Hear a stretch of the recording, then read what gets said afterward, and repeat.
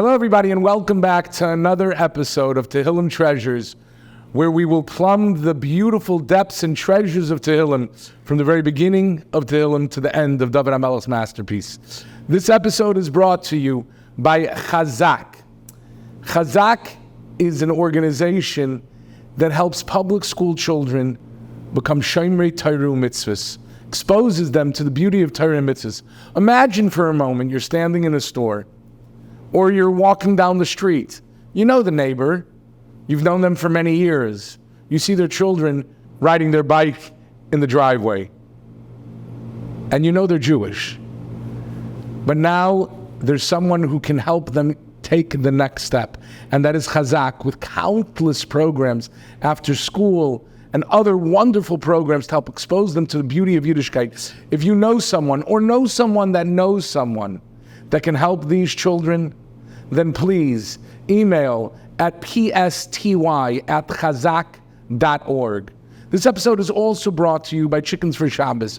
Chickens for Shabbos is exactly what it says it is, plus more. There are many people. There are Melamdim's children. There are Agunis. There are Grushas. There are families that do not have simple essentials for Shabbos and for life. Whatever they need, Chickens for Shabbos is there to provide. Please do your utmost to help in any way you can.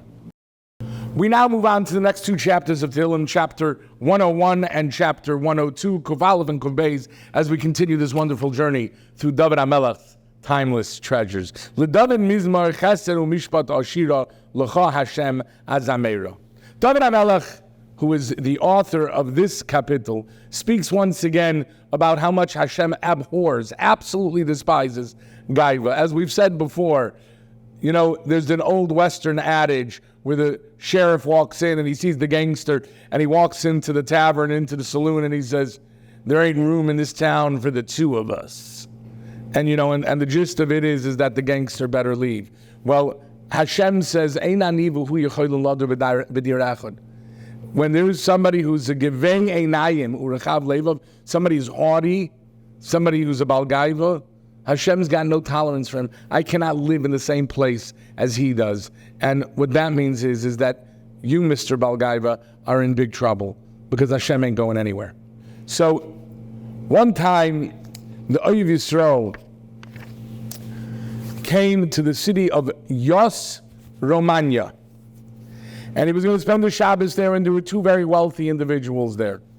And each of them wanted to host this great tzaddik. Each of them, of course, wanted to have this tzaddik in his dira, in his home, in his mansion. Their homes were tastefully furnished, and they were quite spacious. And the Rebbe looked into the natures of both of these candidates, and he found out that one of them was not so careful about his mitzvah observance. He was a gvir, but he was very humble. So again, wasn't so machmir, wasn't such a bal medakdek in mitzvahs, he wasn't so careful, but he was humble.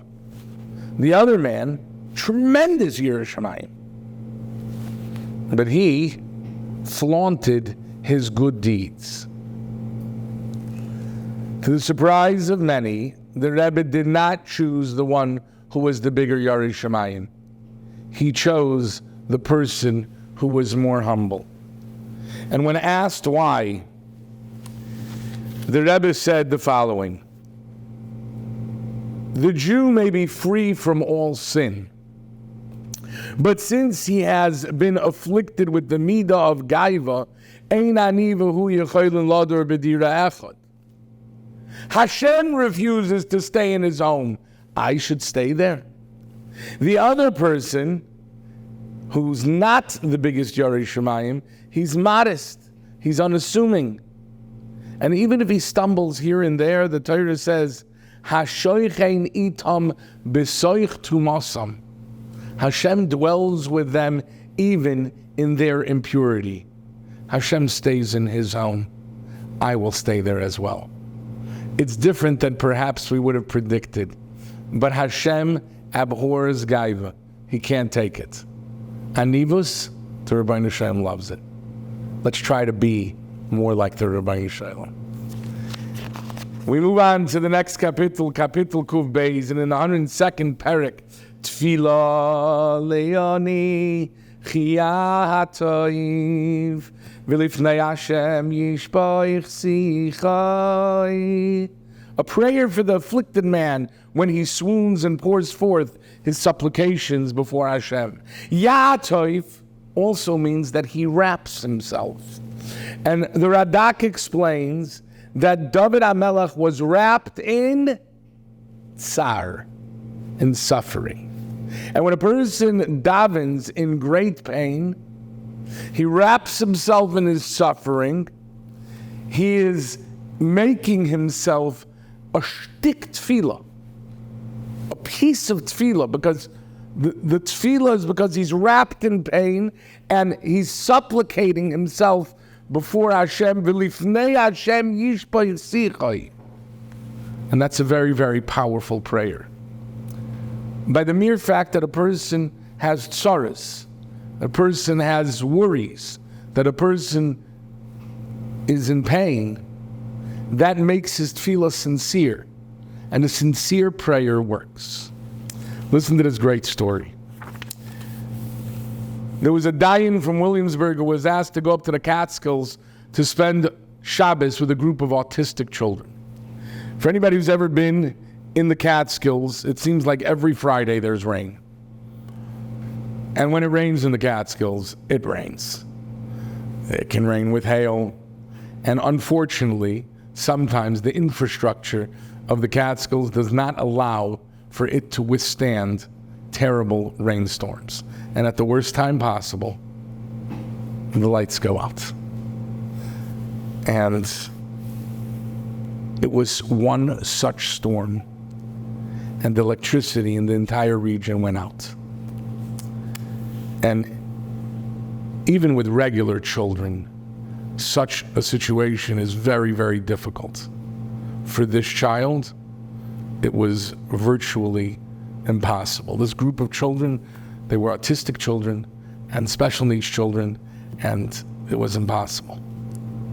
They decided they're going to daven at the absolute earliest time possible, and they're going to try to make sure that they're going to put the kids to sleep before sunset.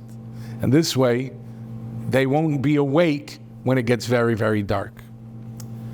But the children were still getting scared because it was getting dark and there were no lights on, and in the bunkhouses it was dark.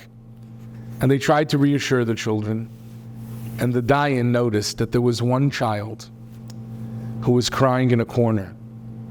And he said to him, "Why are you crying?" And he said, "I'm so afraid of the dark." One child, an autistic child, scared of the dark. After he spoke to him and he calmed him down, he turned to the whole group and he said, "Daven. Daven to Hashem that everyone should be safe, and daven that the light should go on." And the dayan said he never heard such a tefillah in his life. Children who did not know better, all they knew is they were scared. It was dark, and they needed the lights on.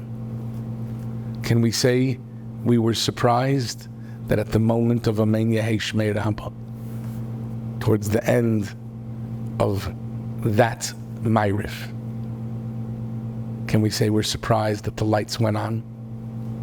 Now you might say that that's the moment that they went on anyway. I don't think so.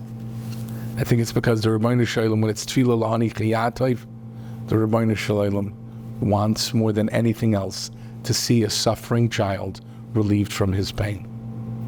Until next time. Zag